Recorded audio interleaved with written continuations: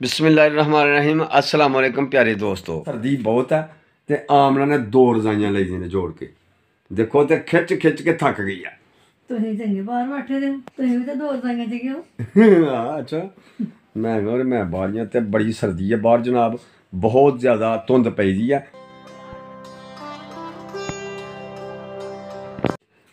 अज चुल्हा बनावांगे असीं आमना जी। ਹਾਂਜੀ हाँ ਅੱਜ ਬਣਾਓ ਤੁਸੀਂ ਚੁੱਲ੍ਹਾ ਪਤਾ ਲੱਗ ਜਾਵੇ। अच्छा मैं बनावां अज ਹਾਂਜੀ ते मैं जुगाड़ ला के चुल्हा बना देना बड़ा गजब दा। ਅੱਜ ਧੁੰਦ ਬਹੁਤੀ ਆ ਨਾ ਅੱਜ ਤੁਸੀਂ ਬਣਾਉਣਾ ਚੁੱਲ੍ਹਾ। प्यारे दोस्तों आमना दी है कि मैं चुल्हे चंगे बनानी है ते अज मैं आमना नूं दस देंगा कि भला बाबे उन्होंने ने जदों जुगाड़ लाना ना तो फिर देखी कैसा जुगाड़ लगता। तो अज मैं चुल्हा बनाने लगा दोस्तों ते वेखो ठंड के मौसम दे विच किड्डा प्यारा चुल्हा बनेगा। ठरी दी मिट्टी नाल ठरी दी मिट्टी होए ना ते जनाब फिर हत्थ ठरदे ने ते तां आमना होरी आंदे ने कि तुसीं अज चुल्हा बनाओगे। मैं फिर अज बनाने लगा जी जुगाड़ वाला चुल्हा। देखो मेरे प्यारे दोस्तों किड्डा प्यारा चुल्हा बन लगा जी। इहो जिहा यूट्यूब ते तुसीं चुल्हा नहीं अजे तक देखिया होना ना किते देखिया होना। जिहो जिहा अज मैं चुल्हा तुहानूं बना के दसना। वेखना साडी पूरी वीडियो ते वीडियो पसंद आए तो साडे चैनल नूं सबसक्राइब कर लिओ, नाल जिहड़ा बैल आइकन दा बटन है उहनूं क्लिक कर दिओ ताकि साडी हर वीडियो दा नोटिफिकेशन तुहाडे तक आसानी नाल पहुंचदा रहे। ठीक है फिर वेखो चुल्हा किंज बन